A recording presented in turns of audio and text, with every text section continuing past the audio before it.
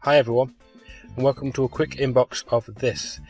The Harvard Mark IIA in 1/48 scale, issued by Italeri. Now this is a 2014 reboxing of the Occidental kit.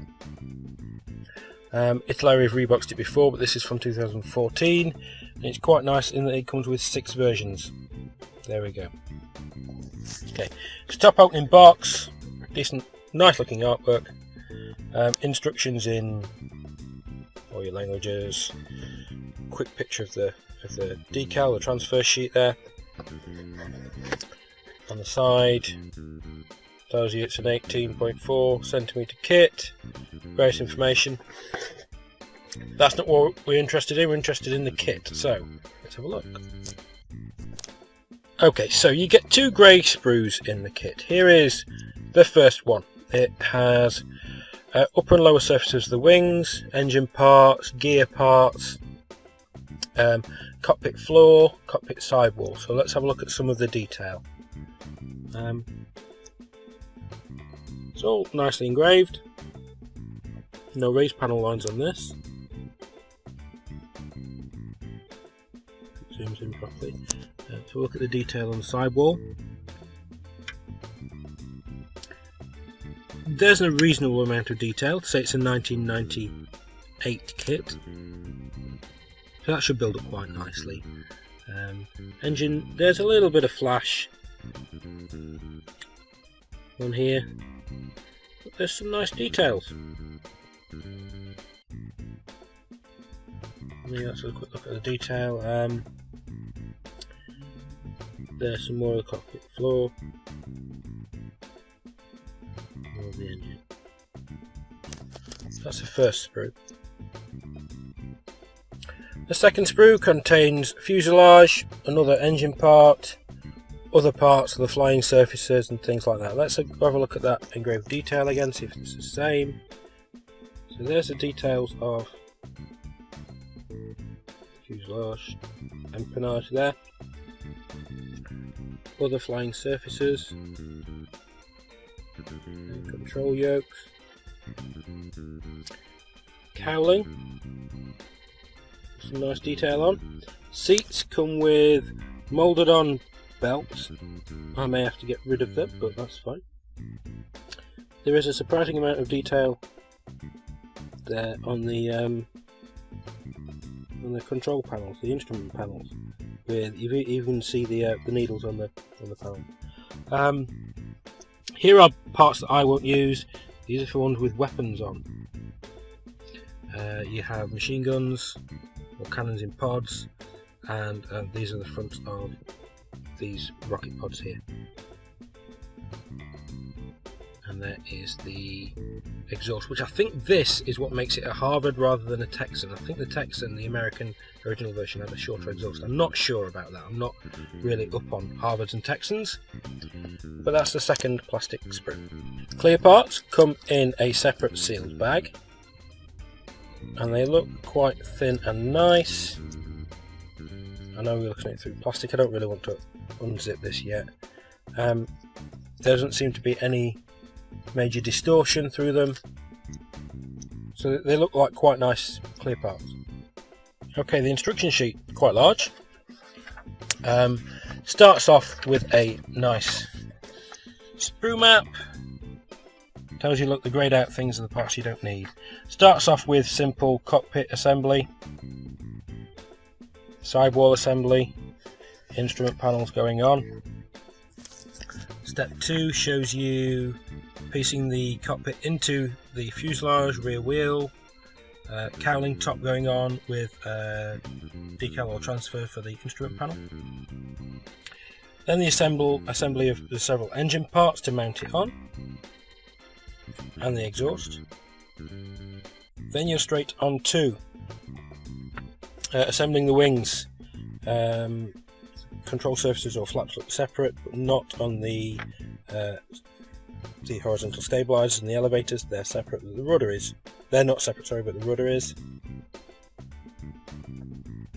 It tells you gloss red on there, gloss French blue on there. Okay. Moving on to step 5, it's the adding of wheel detail, both on the same side. Then just adding on several little details, hoops on the bottom of the wings, air screw issues, so what colours to paint it for different versions, which transfers to use for different versions, I'll have to look into that, and then the placement of the canopy parts and other parts depending on variations. Then we have here the first scheme, RAF Aston Down, Gloucestershire, Great Britain, 1946, an all yellow trainer scheme, which is quite pretty.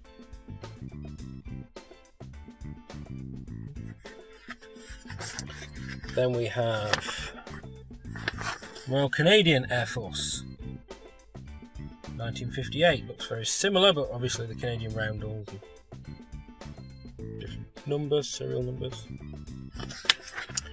Then we go to Italian version. So it looks like silver with red wings, which is again a pretty version. Colourful. Swedish Air Force in their lovely green. I think aluminium undersides. So you get a lot of options, marking options. Finally, we have Royal Belgian Air Forces in the Congo in 1959. That's an all metal scheme, flat aluminium as it says.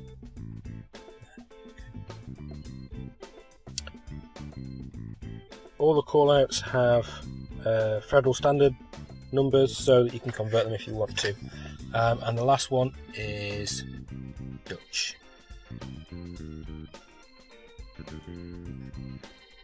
I actually like this World War II-esque camo here, even on a train. So that's the instructions. Now the transfer sheet is a whopper, simply because it's got 6 versions on it. So we have here common parts. There we go. And that, like the detail, the moulded detail on the instrument panel is quite nice. Over the other side we have more common stencil data. Canadian Air Force, the Royal Air Force, got the Netherlands, all the ones we've already seen really.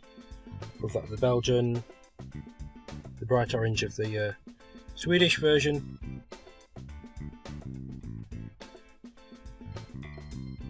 and the Italian version.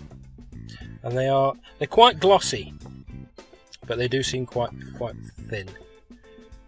That said, I will only be using the standard transfers. I will be doing an RAF scheme, but these are Type C roundels, and I need Type D, same size, 30 inch. I need Type D, so I need to source some of those. It's quite a comprehensive transfer sheet. So there you have it, a quick inbox and a look at the Harvard Mark II-A from Italeri in 1/48 scale. It does say 2014, but it is a 98 tool. That said, it's quite a nice looking 1998 tool. Lots of nice looking detail. For me anyway, I think it's quite nice. And although I won't be using any of the 6 options, it is nice to see a kit with so many options. Okay, well, I hope that was of help to someone. If anyone ever wants to build a Harvard Mark II in 1/48, it looks like it's a nice kit. So, thanks for watching, and until next time, keep modelling and have fun.